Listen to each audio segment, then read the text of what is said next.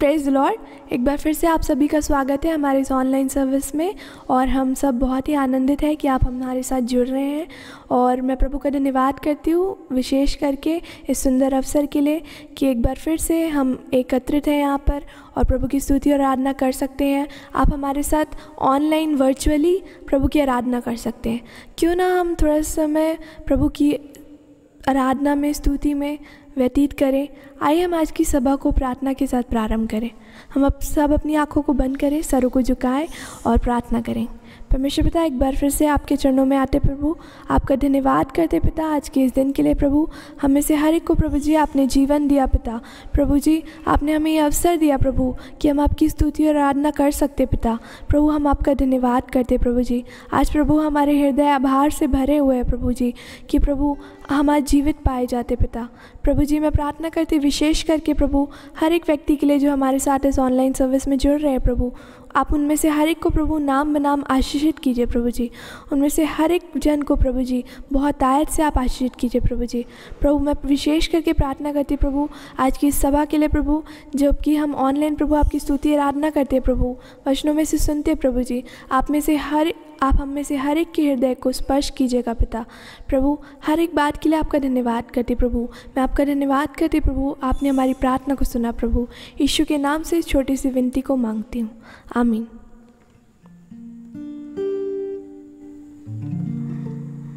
परमेश्वर का वचन भजन संहिता में इस प्रकार से कहता है। भजन संहिता उसका 31वां अध्याय उसका 19वां पद। तेरी भलाई क्या ही बड़ी है जो तूने अपने डरवैयों के लिए रख छोड़ी है और अपने शरणागतों के लिए मनुष्यों के सामने प्रकट भी की है। सचमुच में परमेश्वर की भलाई क्या ही बड़ी है। आज हम जीवित पाए जाते हैं तो ये परमेश्वर की भलाई है। परमेश्वर की भलाई हमारे जीवन में इस प्रकार से प्रकट होती है, हमारा हर एक सांस परमेश्वर की भलाई है।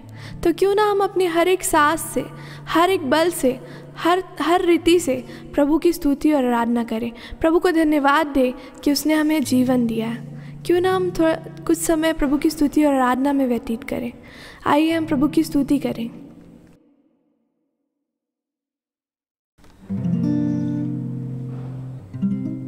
ये बहुत ही प्रसिद्ध गीत है जो हम सबको आता है। योग्य तू है योग्य मेरी समझ से परे। इस गीत को भाई शेल्डन मंगेरा ने लिखा है और इस गीत को गाकर हम प्रभु की स्तुति करेंगे।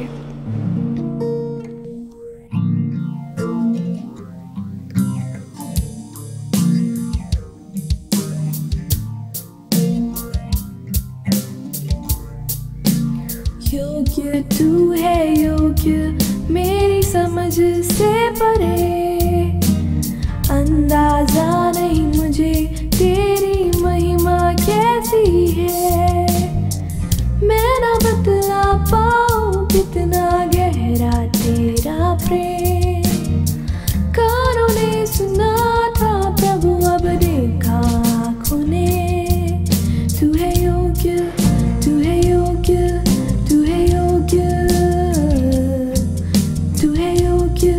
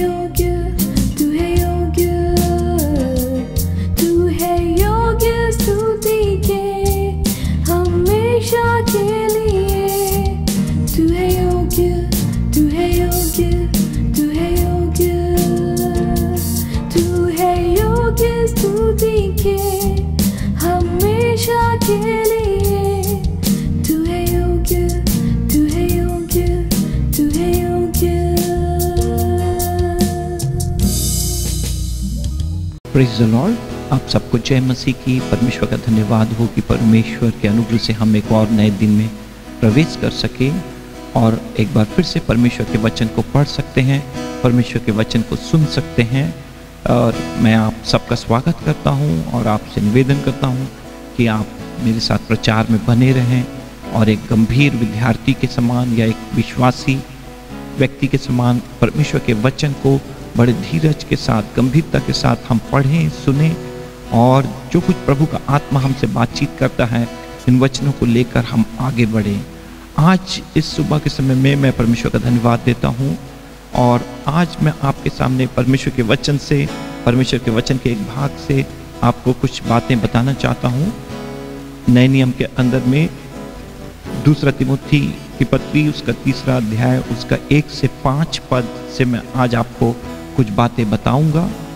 और जब भी हम लोग सोचते हैं कि वर्तमान समय में हम लोग एक शब्द जिसके विषय में अक्सर करके सब लोगों का ध्यान लगा हुआ है, सब लोग इस विषय में मनन कर रहे हैं, सोच रहे हैं और वो सब यहाँ पर उपयोग किया गया है। और बहुत सारी बातें हैं जो मैं आपको बहुत ही कम समय में जल्दी से बताऊंगा। आप सब जुड़े रहें, एक दूसरे के साथ शेयर करें और आपको अगर पसंद आता है, प्रभु आपसे बात करता है तो आप लाइक करें, कमेंट करें, शेयर करें और हमारे साथ धीरज के साथ आखिरी समय तक बने रहें। आखिरी में मैं आप लोगों के लिए प्रार्थना करने जा रहा हूँ, आपके आशीष, चंगाई और संपन्नता के लिए एक विशेष प्रार्थना करने जा रहा हूँ। तो परमेश्वर का धन्यवाद हो। 2 तिमोथी 3 अध्याय, उसका 1 से 5 पद के विषय में मैं आपको बताऊंगा। इसमें लगभग 16 पद, 17 पद है इस अध्याय में, मगर इस कम समय में हम इन सब बातों को बता नहीं पाएंगे, इसलिए केवल 5 पदों के ऊपर में मैं आपको कुछ बातें बताऊंगा। और यहाँ पर 2 तिमोथी 3 अध्याय 1 से 5 पदों को अगर हम लोग पढ़ेंगे तो जो मुख्य शब्द जो इसके विषय में हम लोग सब इन दिनों में मनन कर रहे हैं, सोच रहे हैं, जो हमारे दिलो दिमाग में आता है, और वो शब्द यहाँ पर लिखा हुआ है। और मैं आपको थोड़ा सा कुछ हिंदी में, इंग्लिश में पढ़कर बताऊंगा। मैं इंग्लिश में 2 बाइबिल का उपयोग कर रहा हूँ, NIV बाइबिल का उपयोग कर रहा हूँ और KJV, किंग जेम्स वर्जन का उपयोग कर रहा हूँ और एक तीसरी बाइबिल का भी उपयोग कर रहा हूँ, हिंदी के लिए और इंग्लिश के लिए, दोनों के लिए। तो तीनों बाइबिल में एक एक शब्द को उसके समानार्थी शब्दों में अलग अलग तरीके से बताया गया है और मैं इन सब शब्दों के द्वारा से इन वचनों को बताने की कोशिश करूंगा।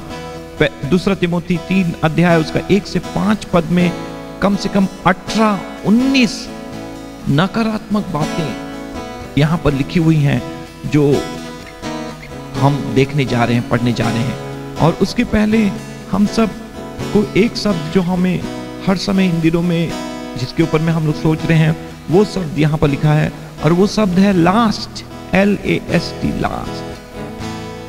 अंतिम दिनों के बारे में, अंत के दिनों के बारे में, लास्ट डेज। हर एक व्यक्ति बाइबल में ढूंढ ढूंढ कर पढ़ रहा है, समझने की कोशिश कर रहा है कि what is going to take place in the last days, कि कौन कौन सी घटना घटने जा रही है अंतिम दिनों में। क्या हम सच में अंतिम दिनों में हैं? अंतिम दिनों के कौन से पड़ाव तक हम पहुंचे हैं? क्या अंत की शुरुआत हो गई है? क्या हम अंत के बिल्कुल अंतिम कगार पर आ गए हैं क्या?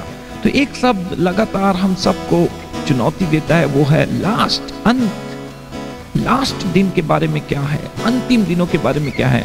और यहाँ पर परमेश्वर के वचन में उसके बारे में लिखा हुआ है और यहाँ पर लिखा है कि but mark this, NIV Bible से मैं पढ़ रहा हूं, बट मार्क दिस, इस बात को तू ध्यान दे, ये पर स्मरण रख, there will be terrible times in the last days, अंतिम दिनों में कठिन समय आएंगे, टेरिबल टाइम, लास्ट डे। तो मैंने आपको बताया लास्ट डे, मगर 2 तिमोथी 3 अध्याय, उसका 1 से 5 पद को मैं आपके सामने बताने जा रहा हूं और मैंने इन 18-19 नेगेटिव पॉइंट्स में से एक मुख्य शब्द को लिया है और आज के संदेश का शीर्षक मैंने इस रीति से दिया है कि from self centredness to selflessness, self centredness to selflessness,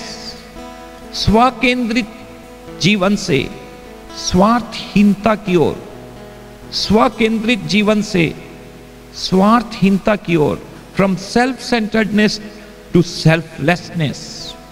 और मैं आपको बताऊंगा कि कैसे आज सारी दुनिया, सारे देश, सारे समाज के लोग, सब लोग कैसे सेल्फ सेंटर्ड हैं, स्व केंद्रित हैं। कैसे वो अपने शरीर, प्राण, आत्मा, अपने जीवन, भविष्य, कैरियर, रुपए पैसे कमाने के लिए, नाम और ख्याति और प्रसिद्धि की पाने के लिए कैसे स्व केंद्रित हैं। आज के समय में पति के लिए पत्नी बड़ी नहीं है, पत्नी के लिए पति बड़ा नहीं है, माता पिता बड़े नहीं है, बच्चों के लिए, बच्चे के लिए कोई चीज नहीं है, मगर एक एक व्यक्ति अब स्वार्थी हो जा रहे हैं, सेल्फ सेंटर्ड हो जा रहे हैं, स्व केंद्रित हो जा रहे हैं। और वो अपने कैरियर में, अपने धुन में, अपने लक्ष्य में, अपने एम्बिशन में, उनका जो लक्ष्य है, उद्देश्य है, उसकी ओर सब लोग बढ़ रहे हैं। तो बाइबल में साफ रीति से बताया गया है कि अंत के दिनों में लोग अब स्वार्थी हो जाएंगे, वो स्व केंद्रित हो जाएंगे, स्वार्थी हो जाएंगे। इस संसार में हर व्यक्ति स्वार्थी है, हर एक व्यक्ति स्वार्थी है। मैं अपने स्कूल के दिनों में एक लेखक हैं पद्मलाल पुन्नालाल बख्शी, उनके एक वाक्य पढ़ रहा था, मजदूरी और प्रेम जो कहानी है उसको पढ़ते हुए उन्होंने कहा, हर परार्थ चिंतन में भी स्वार्थ है। कोई आदमी परार्थ भी कर रहा है तो वो उसमें उसका कुछ स्वार्थ है। तो देखिए कि दुनिया में कितना ज्यादा स्वार्थ का प्रभाव है। हर मनुष्य जिसमें पापमय स्वभाव है वो स्व केंद्रित है, स्वार्थी है। मगर आज जो परमेश्वर के वचन मैं आपको बता रहा हूं उसका शीर्षक है सेल्फ सेंटर्डनेस टू सेल्फलेसनेस, स्व केंद्रित से स्वार्थहीनता की ओर। हमारे स्वार्थ का परित्याग करके, स्वार्थ को छोड़ के हम निस्वार्थ, स्वार्थहीन और दूसरों के लिए हमारा जीवन हो। तो मैं आपको दूसरा तिमोथी 3 अध्याय उसका 1 से 5 पद बता रहा हूं। और हम लोग इस नए नियम के अंदर में, नए नियम में पौलुस ने बहुत सारी पत्रियां लिखी हैं, उसमें से ये पत्रियों को हम लोग पास्टरल एपिस्टल कहते हैं। पासबानों की पत्री, पासबान के लिए लिखा जा रहा है। और ये संदर्भ समझना इसलिए जरूरी है ताकि हम इन वचनों की गंभीरता को समझ सकें। यहाँ पर जो परमेश्वर का वचन लिखा जा रहा है वो पासबानों के लिए लिखा जा रहा है, अगुओं के लिए, सेवकों के लिए लिखा जा रहा है। इसको हम लोग पासबानी की पत्रियां करके पढ़ते हैं। और लिख कौन रहा है, लिख कौन रहा है ये मैं आपको बता रहा हूं कि जो लिखने वाला है वो प्रेरित है, एपोस्टल है, एपोस्टल ऑफ द जेंटाइल, अन्य जातियों का प्रेरित। 5 प्रकार की सेवकाई है, उसमें से सबसे प्रथम व्यक्ति के बारे में जिक्र किया गया है इफिसियों की पत्री 4 अध्याय उसका 14 पद में, 13-14 पदों में। और उसमें लिखा है कि 5 प्रकार के सेवक परमेश्वर ने कलीसिया में दिए हैं। सर्वप्रथम प्रेरित। तो यहां पर प्रेरित पौलुस जो अन्य जातियों का प्रेरित है, वो प्रेरित अपनी सेवकाई के अनुभव में कम से कम 35-36 साल की सेवकाइयों में समुद्र की यात्राओं करने के द्वारा से, गमालियल के चरणों में पढ़कर, पहली मिशनरी यात्रा, दूसरी मिशनरी यात्रा, तीसरी मिशनरी यात्रा, अलग अलग स्थानों में, आइकोनियम, दिरबे, लिस्त्रा, गलातिया, सब जगह में कलीसिया स्थापित करने के बाद, बहुत लंबे समय के बाद अपनी चौथी मिशनरी यात्रा में, चौथी मिशनरी यात्रा कई बार आप बाइबल में नहीं पाएंगे, उसका कुछ इशारा पाएंगे, मगर जब हम लोग अध्ययन करते हैं तो पौलुस ने 3 मिशनरी यात्रा की और चौथी मिशनरी यात्रा भी है।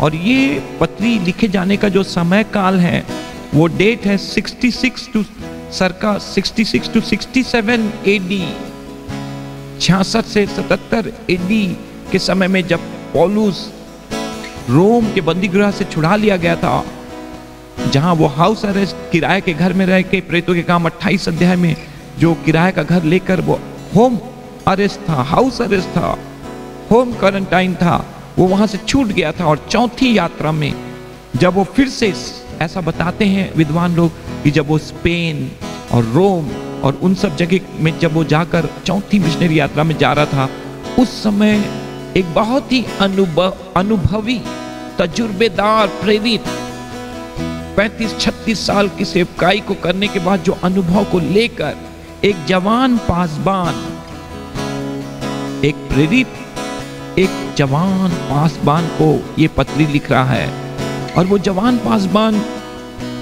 बहुत ही सीधा साधा, बहुत ही सुशील, बहुत ही सभ्य व्यक्ति है जो कठिन चीजों का सामना नहीं कर सकता है।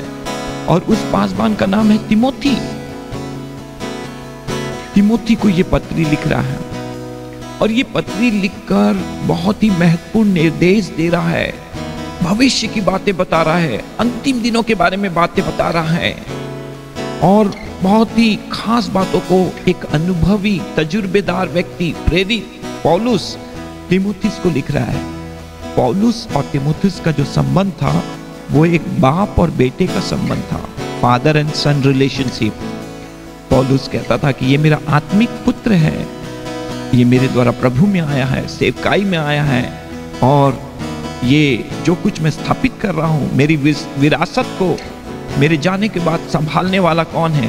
तिमोथी है, जो आगे चल के ये पासबान स्वयं एक प्रेरित बनेगा, स्वयं एक बिशप बनेगा। इफिसुस की कलीसिया का पासबानी कर रहा था तिमोथी। और उस समय में तो ये तिमोथी की पत्री जो है वो एक प्रेरित के द्वारा, अनुभवी प्रेरित के द्वारा एक जवान पासबान को लिखी जा रही है और वो बता रहा है किस रीति से तिमोथी को तैयार कर रहा है कि भविष्य में वो भी जाके आगे प्रेरित बन जाएगा। ये पासबान तिमोथी जो है वो आगे चल के प्रेरित बन जाएगा, बिशप बन जाएगा, बहुत सारी कलीसियाओं के ऊपर में मार्गदर्शन देगा, अगुवाई देगा। तो ये किस लिए लिखा गया, इस पत्री का अभिप्राय क्या है? रोड टू प्रिपेयर तिमोथी, एक पासबान को तैयार करने के लिए, दृढ़ करने के लिए, मजबूत करने के लिए, कलीसिया की रखवाली करने के लिए, संभालने के लिए, ये उसको उत्साहित करने के लिए लिखा गया। Warn him of false teacher. पौलुस तिमोथीस को लिखते हुए झूठे शिक्षकों, झूठे नबियों, झूठे पासबानों से सावधान रहने के लिए, विशेष करके झूठी शिक्षा देने वाले झूठे सेवकों के बारे में सावधान करने के लिए, सजग करने के लिए लिखा गया है। यदि आप 6वें पद से आगे पढ़ेंगे तो वहां पर झूठे शिक्षक आ गए हैं जो शुद्ध सुसमाचार, प्योर गॉस्पल को पोल्यूट कर रहे हैं, उसको इम्प्योर कर रहे हैं, अशुद्ध कर रहे हैं और अपनी शारीरिक और सांसारिक चीजों को जोड़कर वचन में मिलावट करके विश्वासियों को और कलीसिया को तोड़ रहे हैं, तितर बितर करने की कोशिश कर रहे हैं। तो यहाँ पर पौलुस जो प्रेरित है वो तिमोथीस को लिखते हुए उसको आगाह कर रहा है, उसको चौकस कर रहा है, उसको चौकन्ना बना रहा है कि किस रीति से वो झूठे शिक्षकों और सेवकों से सावधान रह के कलीसिया की रखवाली करेगा। To prepare the church for his parousia. ये तिमोथीस की पत्री इसलिए लिखी गई है कि कलीसिया को यीशु मसीह के दूसरे आगमन के लिए तैयार किया जाए। परूसिया एक यूनानी शब्द है जिसका मतलब है कमिंग, आना, दोबारा आगमन, यीशु मसीह का दोबारा आगमन। तो to follow the pattern of the life of Paul. पौलुस चाहता है कि तिमोथी जो है उसका बेटा है, आत्मिक पुत्र है और इफिसुस का पासबान है, वो चाहता है कि झूठे नबियों का वो अनुसरण ना करे, झूठे शिक्षकों का अनुपालन वो ना करे, बल्कि प्रेरित पौलुस चाहता है कि तिमोथीस जो है वो मेरे जीवन शैली को अपनाए, मेरा लाइफस्टाइल को अपनाए। कैसे मैं दुख उठाकर घर घर जाकर लोगों के लिए प्रार्थना करता हूँ, सुसमाचार का प्रचार करता हूँ, नई नई कलीसियाओं की स्थापना करता हूँ और कैसे दुख उठाकर सुसमाचार का प्रचार करके परमेश्वर के राज्य को मैं बढ़ाता हूँ। तो पौलुस चाहता है कि तिमोथी उसका अनुसरण करे, उसके जीवन शैली को अपनाए और उसके जैसे सच्चाई और खराई और पवित्रता के साथ काम करे, ना कि वो झूठे शिक्षकों का अनुसरण करे। तो इन संदर्भों में तीसरे अध्याय को हम लोग देखने जा रहे हैं, इसका अवलोकन करने जा रहे हैं, देखने जा रहे हैं कि तीसरे अध्याय में पौलुस तिमोथीस को क्या कहता है, क्या बताता है। पिछले हफ्ते में ये वचन मेरे हृदय में बार बार आया और ये तीसरा अध्याय उसका पहला पद से वचन मेरे जीवन में प्रभु ने डाला और इसलिए मैं आज आपके साथ इस वचन को बांटने के लिए इस वचन के भाग का चुनाव किया हूं।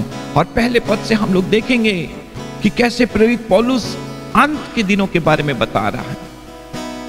हम लोग एक अंतिम समय में रह रहे हैं, अंत की शुरुआत हो गई है और इस अंतिम समय में रह रहे हैं, मगर अंत की शुरुआत और प्रारंभ हो गई है, मगर अभी बहुत सारी चीजें आगे भविष्य में आने वाली है।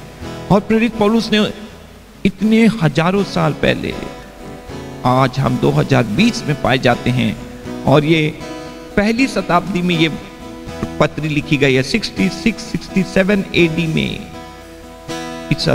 ईसा के समय 66 AD में ये पत्री लिखी गई है लगभग। और इतने साल पहले उसने कहा, प्रेरित पौलुस ने तीमुथियुस को कहा, पहला पद में हम पढ़ते हैं, बट मार्क दिस, इस बात को तू मार्क कर ले, इस बात को चिन्हित कर ले, इस बात को नोट कर ले, इस बात को गांठ बांध ले। There will be terrible time in the last day. There will be terrible times in the last days. कि अंत के दिनों में भयानक दिन आएंगे। और अगर हम किंग जेम्स वर्जन में पढ़ेंगे तो in the last days perilous times will come. Perilous times will come. ये शब्द जो है पेरिल, पेरिल शब्द से बना हुआ है। पेरिल शब्द जो है उसका मतलब है डेंजर, खतरा। प्रेरित पौलुस कह रहा है कि अंत के दिनों में पेरिलस टाइम विल कम, मतलब डेंजरस टाइम विल कम। खतरनाक दिन आएंगे, भयानक दिन आएंगे, कठिन दिन आएंगे। हमारा जो मुख्य सोचने का जो शब्द था, जैसे मैंने आपको बताया कि इन दिनों में सब लोगों के मन में कहीं ना कहीं पे अंतिम दिनों के बारे में सोच है, लास्ट डेज के बारे में सोच है, अंतिम समय के बारे में है। और यहां पर लास्ट शब्द, द लास्ट डेज, अंतिम दिनों में यह शब्द उपयोग किया गया है। तो मैंने आपको NIV से और KJV से बताया कि इन the last days terrible days will come. NIV में लिखा है भयानक दिन आएंगे, किंग जेम्स वर्जन में लिखा है पेरिलस टाइम्स विल कम, माने dangerous time will come. Danger, risk, जोखिम भरा दिन आएगा, खतरों से भरा हुआ दिन आएगा, भयानक और खतरनाक दिन आएंगे, जोखिमों से भरा हुआ दिन आएगा। और वर्तमान समय में मैं और आप इस डेंजरस टाइम में जी रहे हैं, पेरिलस टाइम में जी रहे हैं। चारों तरफ जोखिम है, चारों तरफ खतरा है, चारों तरफ परेशानी है, और इस भयानक दिन में हम लोग जी रहे हैं। पहला पद में लिखा है। तो प्रेरित पौलुस यहाँ तीमुथियुस को दूसरा तीमुथी की पत्री 3 अध्याय में इन पदों में बता रहा है कि अंत के दिनों में लोगों का व्यवहार कैसा होगा, लोगों का जीवन कैसा होगा, लोगों के गुणों के बारे में क्या होगा, लोग किस प्रवृत्ति के होंगे, किस ख्यालात के होंगे, कैसा उनका स्वभाव होगा, कैसा उनका गुण होगा, कैसे उनकी प्रतिक्रियाएं होंगी, उनका जीवन किस चीज में केंद्रित रहेगा करके प्रेरित पौलुस यहाँ पर बता रहा है। और दूसरे पद से जब हम लोग पढ़ेंगे तो 18-19 नकारात्मक बातों को हम लोग देखेंगे। 18-19 नकारात्मक बातों को देखेंगे। जल्दी जल्दी हम लोग इस वचनों को पढ़ेंगे और देखेंगे। दूसरे पद में यहां पर लिखा हुआ है कि people will be lovers of themselves, lovers of themself. लोग अपने ही चाहने वाले होंगे क्योंकि मनुष्य स्वार्थी होगा। पहला ही शब्द जिसको हम लोग देखने जा रहे हैं और वो शब्द है कि lovers of themselves, lovers of themselves, अपने स्वयं से प्रेम करेंगे, अपने स्वयं से प्यार करेंगे, अपने खुद से उनको मोहब्बत होगा और अपने खुद से और अपने स्वयं से हटकर उनके लिए कोई और चीजें दुनिया में नहीं होगी। मेरा अध्ययन, मेरी पढ़ाई, मेरा प्रशिक्षण, मेरा नियुक्ति, मेरा प्रमोशन, मेरा तनख्वाह, मेरा पैसा, मेरा घर, मेरा कंप्यूटर, मेरी गाड़ी, मेरा बंगला, स्वकेंद्रित, लवर्स ऑफ देमसेल्व्स, सेल्फ होंगे, स्वार्थी। और हमारे आज के संदेश का शीर्षक इसीलिए मैंने दिया है कि from self centredness to selflessness, स्वकेंद्रित जीवन से स्वार्थहीनता की ओर बढ़ना। तो आज दुनिया में बहुत कम लोग हैं जो स्वार्थ के बारे में प्रचार करते हैं या स्वार्थ के बारे में बताते हैं, क्योंकि अधिकांश लोग स्वार्थ के लिए जीवन बिता रहे हैं। मगर जब हम बाइबिल को पढ़ते हैं तो बाइबिल के अंदर में हमें बहुत ही सुंदर चीजें मिलती है। बाइबिल के अंदर में दो लोगों की कहानी है, एक परमेश्वर की कहानी है और एक मनुष्य की कहानी है, इंसान के विषय में है।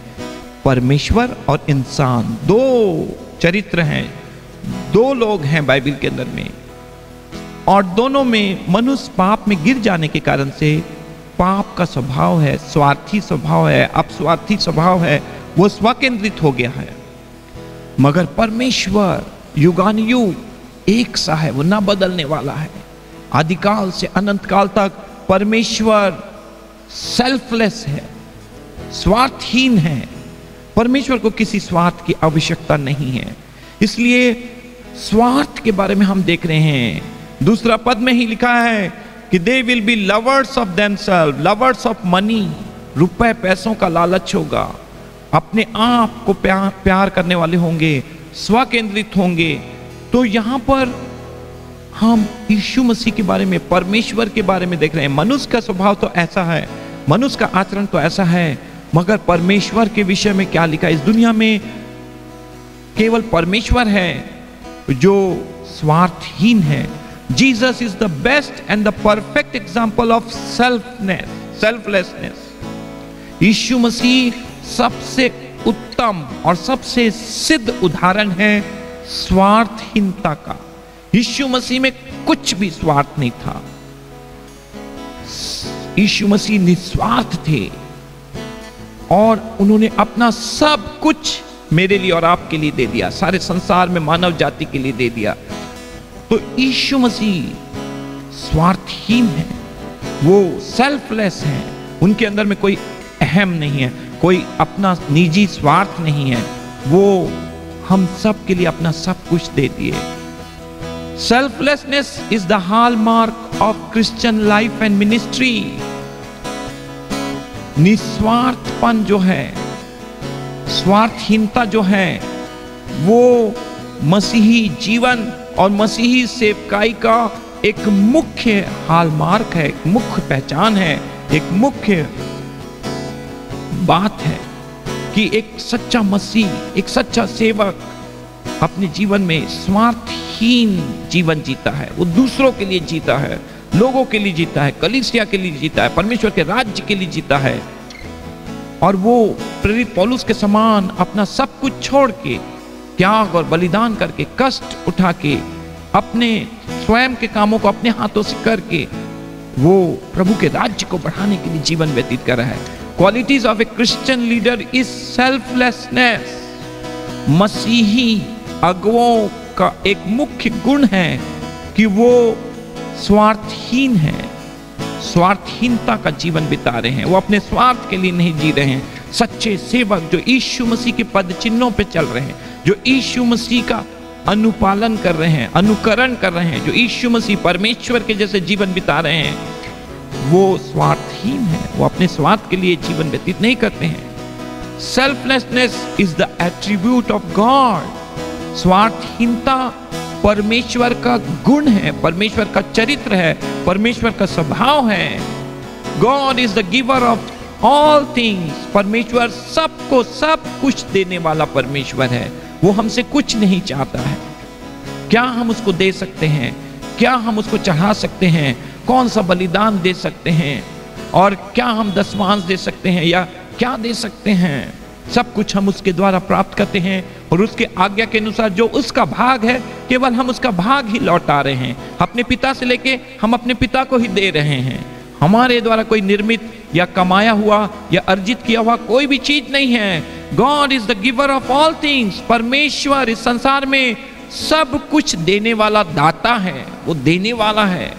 वो स्वार्थहीन है, वो अपस्वार्थी नहीं है, वह स्वकेंद्रित नहीं है। उसने अपना सब कुछ दे दिया। पिता ने अपने आप को हमारे लिए दे दिया। उसने अपने इकलौते बेटे को भी हमारे लिए रख नहीं छोड़ा, बल्कि अपने इकलौते बेटे को हमारे लिए दे दिया। और यीशु मसीह अपना सब कुछ क्रूस के ऊपर में हमारे पापों के प्रायश्चित के लिए दे दिए। और हमारे लिए कुछ भी नहीं रख छोड़े। वो हमारे लिए बलिदान हुए और तीसरे दिन जी उठे, और वो प्रभु और परमेश्वर और मसीह हैं, उनके द्वारा उद्धार है, पिता से मेल मिलाप है, अनंत जीवन है। और इसलिए मैं आपको कुछ एक पॉइंट्स बता रहा था कि कैसे स्वकेंद्रित से स्वार्थहीनता के जीवन में हम जा सकते हैं।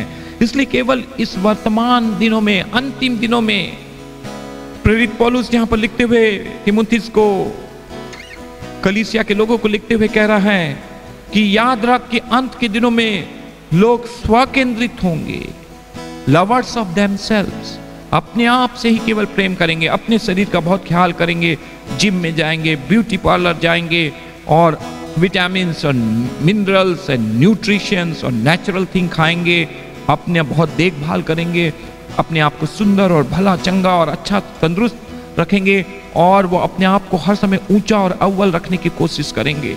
तो पहला ही गुण हम देख रहे हैं, 18 ऐसे बात अभी हम जल्दी जल्दी देखेंगे। उसमें से पहला भाग है कि lovers of themself, lovers of money, रुपए पैसे धन से प्रेम रखेंगे। और इसी पत्री में लिखा है कि money is the root cause of all evil, रुपए का लोभ सब प्रकार के बुराइयों का जड़ है। इंडस्ट्रीज, सारे जो उद्योग हैं, जो देश देश के लोग हैं और जो कंपनी हैं, सब कुछ धन से, रुपया पैसों से चलता है। Money is the key to economic, जो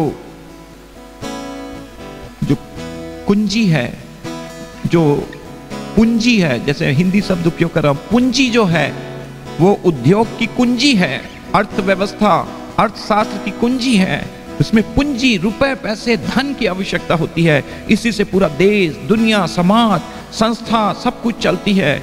money is the key to economic, जो अर्थशास्त्र के लिए, अर्थव्यवस्था के लिए रुपए मुख्य चीज है। मगर बाइबल में यहां पर पौलुस कहता है कि रुपए का लोभ सब प्रकार के बुराइयों का जड़ है। जहां तक हमें धन की आवश्यकता है वहां तक हमें काम करना है, वहां तक रुपए पैसे के लिए काम करना है। मगर अगर हम अधिक लालची हो जाएंगे, स्वकेंद्रित हो जाएंगे, लोभ करेंगे, तो ये हमारे लिए बुराई में परिणित हो जाएगी। और आज सारी दुनिया के जो राष्ट्र के अगुवे लोग हैं, वो सब लोग इस प्रतिस्पर्धा में हैं, प्रतियोगिता में हैं कि हमारा देश सुपर पावर बन जाए, हम लोगों को निर्यात करने पाएं, हम ज्यादा धन कमा के दुनिया के सर्वोच्च शिखर में जाकर बैठ जाएं। और जब लोग इस प्रकार से रुपए पैसों के चक्कर में पड़ जाएंगे, और जब देश देश के अगुवे देश नहीं चला पाएंगे, लोगों को आगे नहीं ले जा पाएंगे, तो झूठा मसीह प्रकट होगा और वो सब लोगों को धन, संपत्ति और वस्तुएं देगा, और वो सब लोगों को के ऊपर में, उनके माथे में, उनके हाथों में 666 का चिन्ह लगाएगा। और ये लेजर बीम के द्वारा ये चिन्ह लगाना शुरू हो गया है दुनिया में, गल्फ कंट्रीज में, और कौन कौन से देशों में ये लोग अपने शरीर में चिन्ह लेना शुरू कर दिए हैं।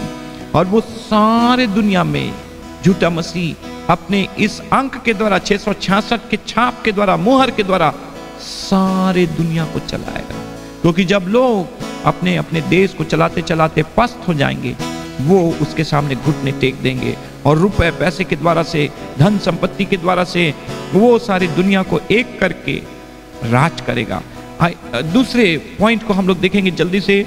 दूसरा जो एक पॉइंट है यहां पर लिखा हुआ है कि they will be lovers of themself, lovers of money, और उसके बाद में दे विल बी बोस्टफुल, लोग बोस्टफुल हो जाएंगे, डिंग मार हो जाएंगे, घमंड करने वाले हो जाएंगे, प्राउड करने वाले हो जाएंगे।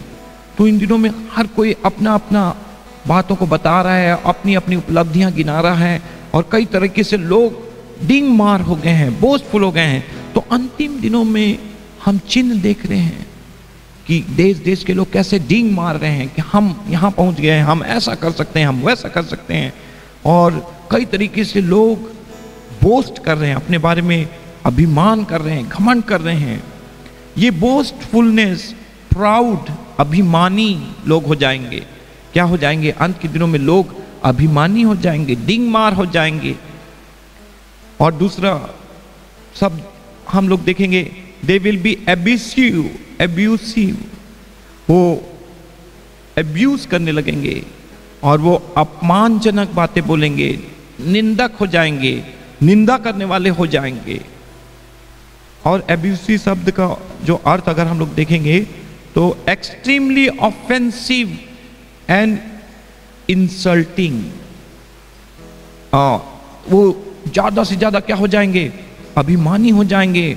एब्यूसिव, वर्तमान समय में ये शब्द एब्यूसिव शब्द उपयोग किया गया। जब लोग लॉकडाउन हो गए तो कैसे पालक, माता पिता अपने बच्चों के प्रति एब्यूसिव हो गए, पति पत्नी एक दूसरे के प्रति एब्यूसिव हो गए। एब्यूसिव शब्द का अर्थ है एक्सट्रीमली ऑफेंसिव एंड इंसल्टिंग, दूसरे का इंसल्ट करना, दूसरे को नीचा गिराना, उनको नीचे दिखाने की कोशिश, चेष्टा करना और दूसरों के प्रति आक्रामक हो जाना, निंदक हो जाना, अभिमान करना। तो उसके बाद में आगे हम लोग देखेंगे, they will be disobedient to their parents, जो बच्चे हैं वो माता पिता के प्रति अनाज्ञाकारी हो जाएंगे। समाज में जब जब बच्चे माता पिता के अनाज्ञाकारी हो जाते हैं तब तक मनुष्य का पतन होता है, समाज का पतन होता है, कलीसिया का पतन होता है, जागृति खत्म होती है। मगर जब जब लोग तौबा करके, पश्चाताप करके, अपने पापों की क्षमा मांगते हुए परमेश्वर की ओर लौटते हैं तो फिर से समाज में, कलीसिया में, देश में जागृति और बेदारी आ जाती है। तो ये बात याद रख कि अंत के दिनों में बच्चे अपने माता पिता के अनाज्ञाकारी होंगे, उनके आज्ञाकारी नहीं होंगे, वो आज्ञा नहीं मानेंगे। किस रीति से बच्चे अपने माता पिता के विरोध में विद्रोह करेंगे, बलवा करेंगे, बातें करेंगे, घमंड करेंगे। 5वीं आज्ञा में लिखा है कि अपने माता पिता का आदर करना, ऐसा करने से तू दीर्घायु होगा, तू आयु को पाएगा।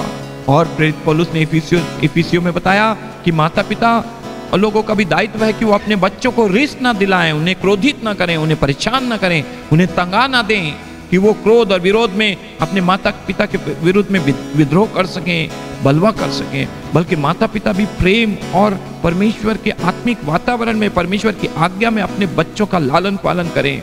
तो यूहन्ना बपतिस्मा दाता के समय में भी हम लोग पढ़ते हैं, मलाकी की पुस्तक में हम लोग पढ़ते हैं कि अंत के दिनों में मैं अपने दूत को आगे आगे भेजूंगा जो बच्चों का मन माता पिता की ओर फेरेगा, माता पिता का मन बच्चों की ओर फेरेगा। वर्तमान समय में लोग, माता पिता अपने स्वार्थ में जीवन बिता रहे हैं, वो अपने बच्चों की हर एक आवश्यकताओं को नहीं पूरा कर रहे हैं, उनकी समस्या का समाधान नहीं कर रहे हैं, उनका लालन पालन अच्छे से नहीं कर रहे हैं, वो स्वयं अपने ऊपर केंद्रित हो जाते हैं। इसलिए हमारे संदेश का शीर्षक है from self centredness to selflessness. अपने ऊपर से ध्यान हटा के हम अपना ध्यान अपने बाल बच्चों के परवरिश की ओर लगाएं और तब एक जागृति और बेदारी आएगी और समाज में एक नया काम होगा। और उसके बाद 7वीं बातें हम लोग देखते हैं कि पीपल विल बी अनग्रेटफुल, अनथैंकफुल, लोग कृतज्ञ हो जाएंगे, एहसान फरामोश हो जाएंगे, अधन्यवादी हो जाएंगे। तो प्रेरित पौलुस बता रहा है तीमुथियुस को, जवान पासबान को लिखते हुए कह रहा है कि अंत के दिनों के निशानात क्या होंगे, चिन्ह क्या होंगे। लोग अनग्रेटफुल, अनथैंकफुल हो जाएंगे, कृतज्ञ, एहसान फरामोश, अधन्यवादी हो जाएंगे, किसी के भी उपकारों को नहीं मानेंगे।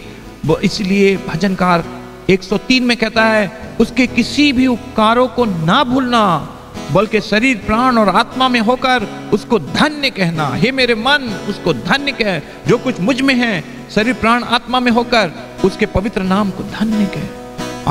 8वीं बात हम लोग देखेंगे कि वो लोग अनहोली हो जाएंगे, अपवित्र हो जाएंगे, अपवित्र हो जाएंगे। 3रे पद में लिखा है कि वो लोग अपवित्र जीवन बिताएंगे। इन दिनों में पवित्रता की कोई परिभाषा नहीं है, कोई भी कहीं भी रह सकता है, कोई भी कुछ भी कर सकता है, कोई भी कहीं भी उठ बैठ सकता है, कुछ भी मुंह से कह सकता है, कुछ भी सोच सकता है, कैसे भी जीवन शैली जी सकता है।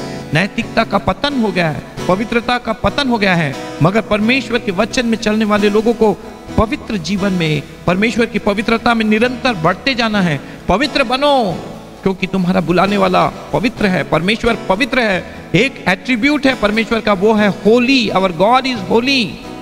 और इसलिए परमेश्वर की कलीसिया को पवित्र बनना है, उसके आगमन के लिए निष्कलंक, निर्दोष, निष्पाप उसे बनना है।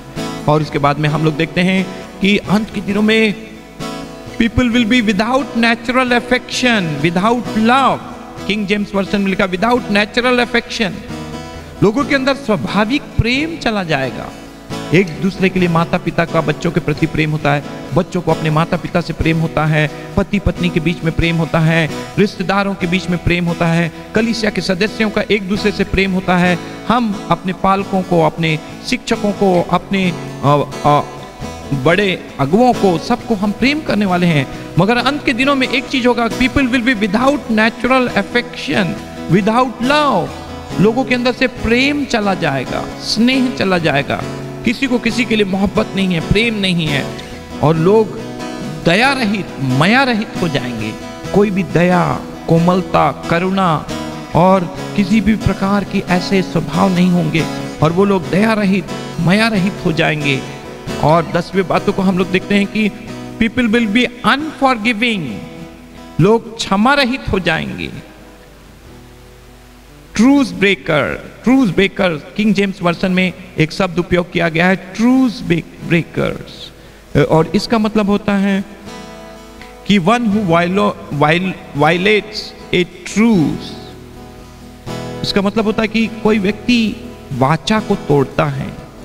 यदि उसका किसी के साथ एंगेजमेंट है, उस एंगेजमेंट को, उस वचन को, उस वाचा को, उस सहमति को, उस मंगनी को तोड़ना, तो अंत के दिनों में people will be truce breakers. They will be without peace, बिना मेल मिलाप के, बिना शांति के लोग रहेंगे। और उन लोग अपने वाचा को तोड़ेंगे, अपने कहे हुए वचनों को तोड़ेंगे, और लोग के ऊपर में भरोसा नहीं किया जा सकेगा। और उसके बाद में 11वें बात को हम लोग देखेंगे कि अंत के दिनों में people will be slanderous. NIV Bible में स्लैंडरस शब्द उपयोग किया गया है। और किंग जेम्स वर्जन में लिखा है फॉल्स एक्यूजर, झूठा दोष लगाने वाले होंगे, अपवादजनक होंगे, बदनामी करने वाले, लज्जाजनक लोग होंगे। स्लैंडरस शब्द का अर्थ है बदनामी, लज्जाजनक। और आज लोगों को किसी चीज की लज्जा की फिक्र नहीं है, कैसा भी जीवन वो बिता रहे हैं, उनको कोई बदनामी या लज्जा, बल्कि वो उनके लिए एक बड़ी बात हो जाती है।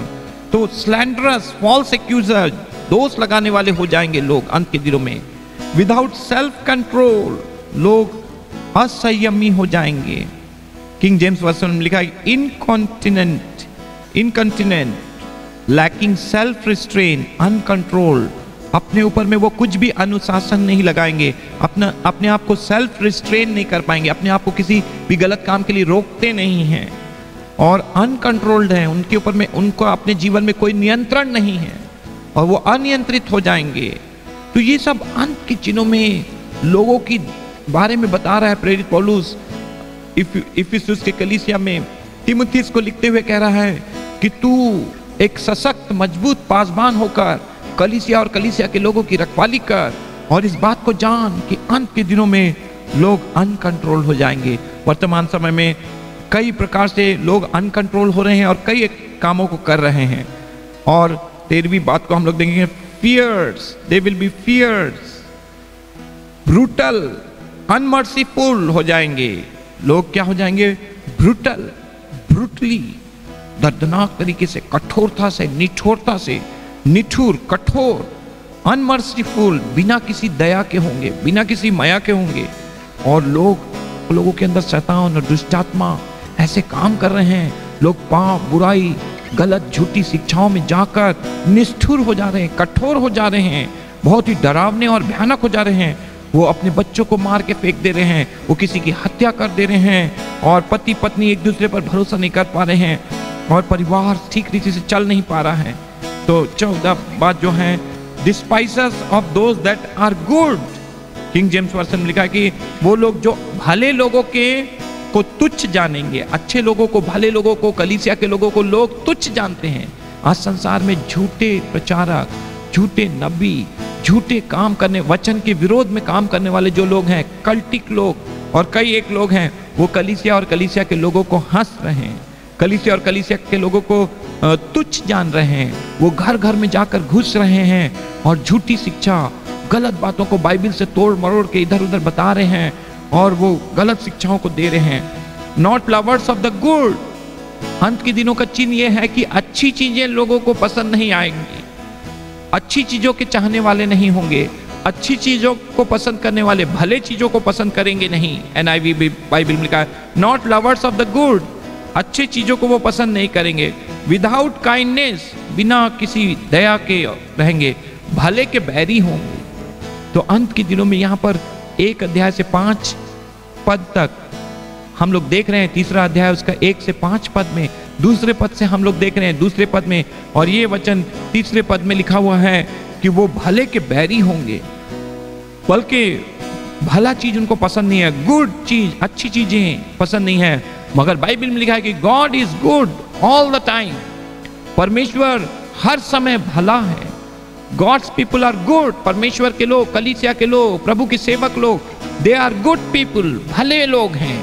उनसे आप प्रेम करें, उनका अनुसरण करें, उनके बताए हुए वचनों के अनुसार जीवन बिताएं। God is good and God's people, the church is good and we must follow church, we must हमें, but they all oppose God and his people the church. परंतु जो संसार के लोग हैं वो परमेश्वर और परमेश्वर के लोगों को अर्थात कलीसिया का विरोध कर रहे हैं, चर्च का विरोध कर रहे हैं। वो अच्छे और भले चीजों को पसंद नहीं करेंगे, बल्कि विपरीत, विलोम, विरुद्धार्थी चीजों को, उल्टे चीजों को पसंद करेंगे।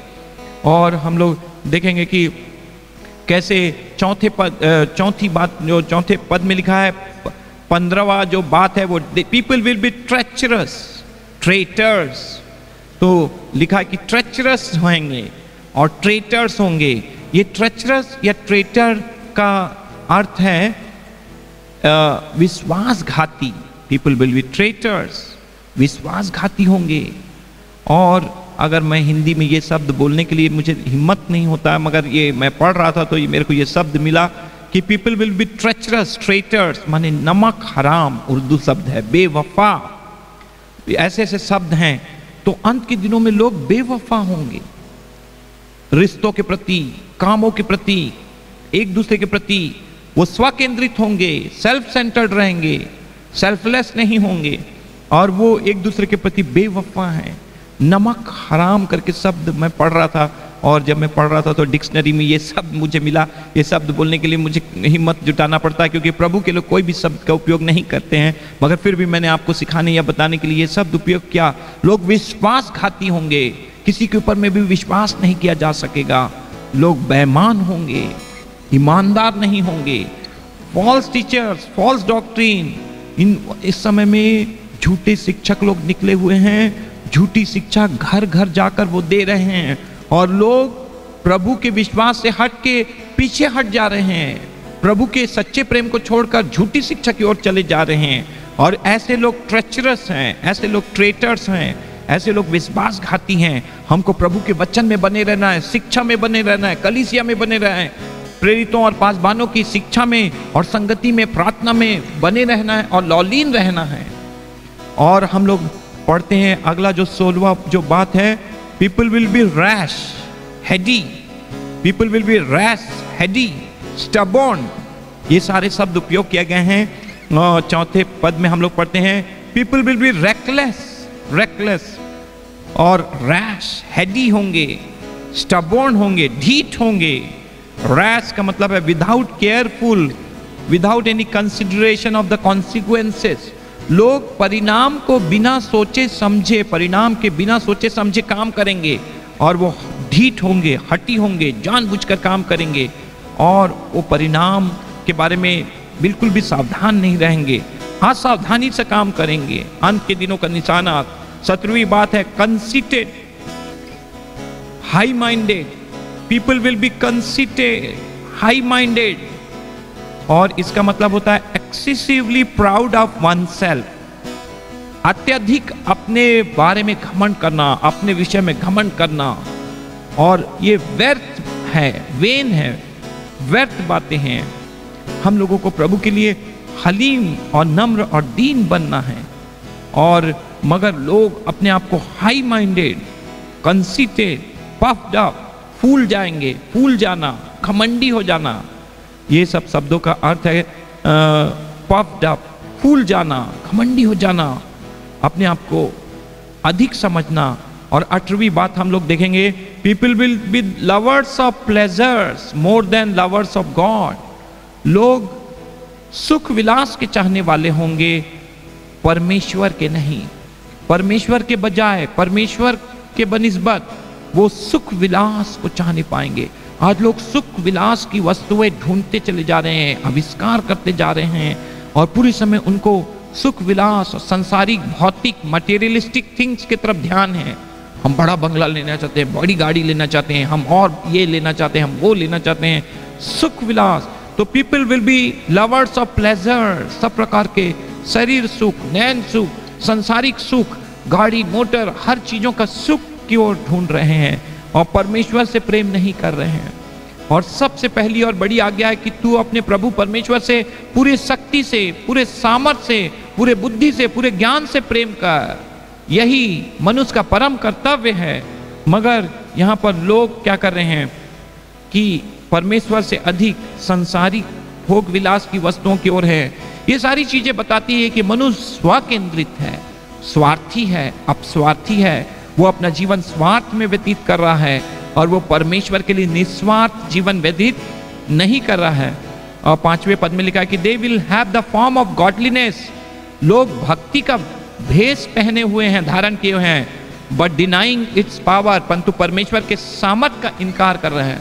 सब प्रकार के झूठे शिक्षक, झूठे शिक्षकों का समूह, सब प्रकार का कल्ट भक्ति के साथ घर घर में घुसकर वो लोगों को दिग्भ्रमित कर रहे हैं और घबरा दे रहे हैं, उल्टा सीधा परमेश्वर के वचन की व्याख्या कर रहे हैं और वो अपने आप को धार्मिक और भक्तिमय दिखा रहे हैं, मगर वो पवित्र आत्मा की सामर्थ का इनकार कर रहे हैं, अन्य अन्य भाषा का इनकार कर रहे हैं, पवित्र आत्मा के वरदानों का इनकार कर रहे हैं, पवित्र आत्मा के फलों का इनकार कर रहे हैं।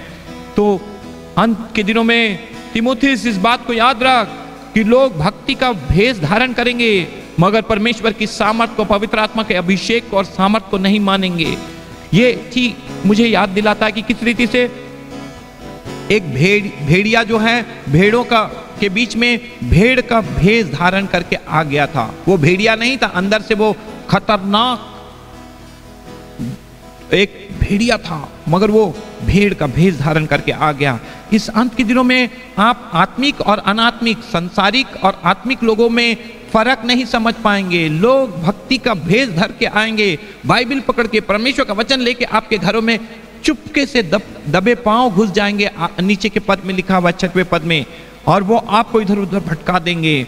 वो लोग ऐसा भेष धारण करेंगे मगर परमेश्वर की सामर्थ को नहीं मानेंगे। इसके लिए हम लोग एक शब्द उपयोग करते हैं और यीशु मसीह ने मत्ती रचित सुसमाचार 23 अध्याय में इसको बताया है। ये शब्द है यूनानी शब्द हिपोक्रिटस। हिपोक्रिटस से शब्द आता है हिपोक्रेसी, और ये हम हिंदी में बोलते हैं कपटी, ढोंगी। हिपोक्रिटस यूनानी शब्द से हिपोक्रेसी, पाखंडी, कपटी, ढोंगी।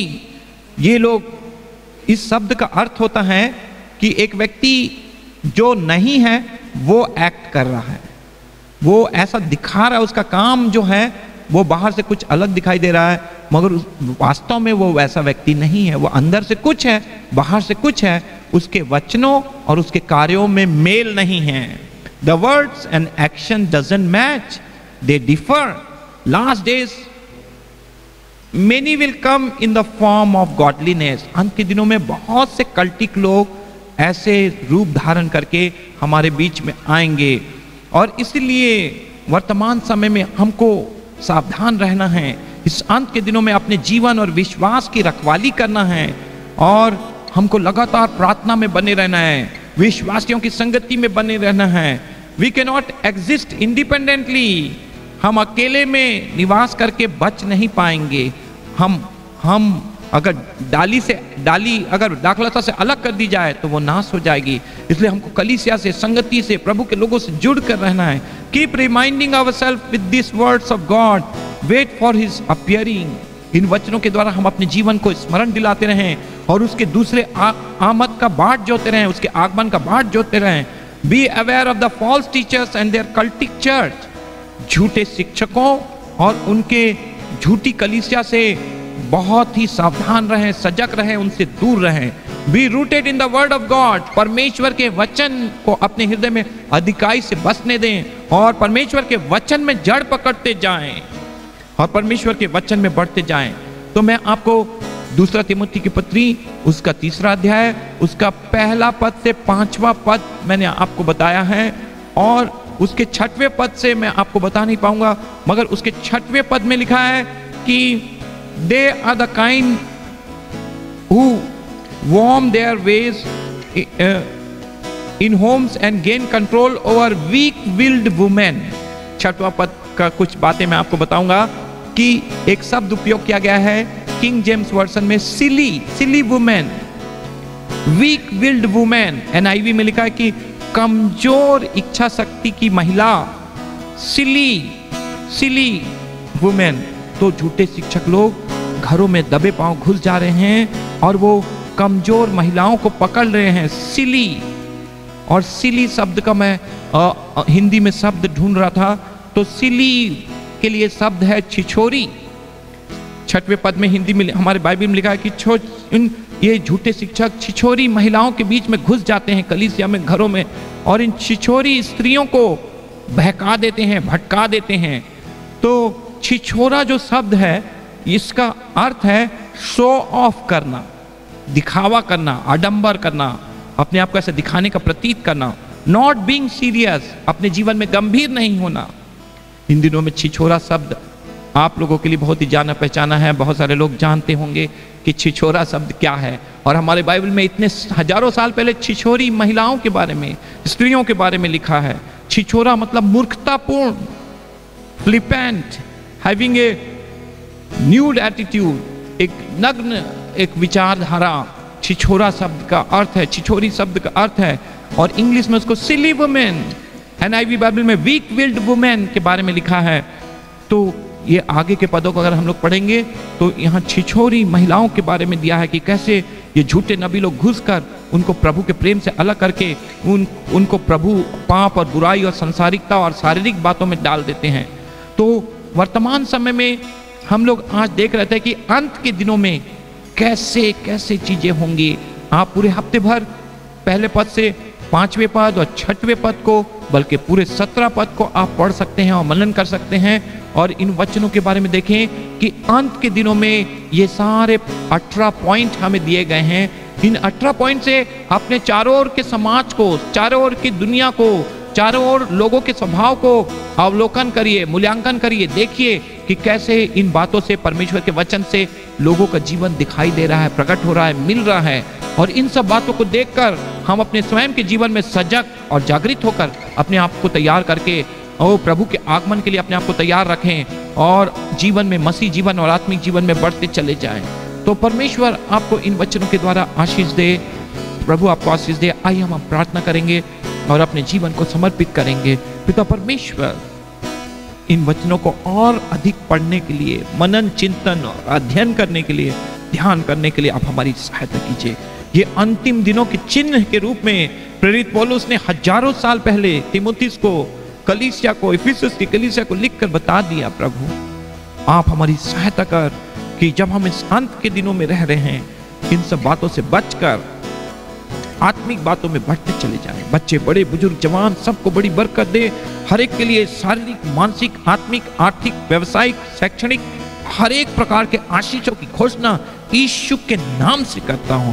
हर एक के लिए आने वाले हफ्ते में आश्चर्य कर्मों की, संपन्नता की, अद्भुत कामों की घोषणा, अलौकिक कामों की घोषणा करते हैं। आने वाला हफ्ता हर एक के लिए आशीष में, सफलता और जय का हो। सबको बड़ी बरकत और आशीष दे। सबको तेरे हाथों में सौंपते हैं। आशीष देते हुए प्रार्थना को धार करता प्रभु यीशु के नाम से मांगते, सुनो, ग्रहण कीजिए, आमीन। अब हमारे परमेश्वर पिता का प्रेम, प्रभु यीशु मसीह का अनुग्रह, पवित्र आत्मा की संगति और सहभागिता हमें से हर एक के साथ और सभी पवित्र संतों के साथ जो सारे संसार में पाए जाते हैं, प्रभु यीशु के दोबारा आगमन तक बनी रहे। आमीन, आमीन।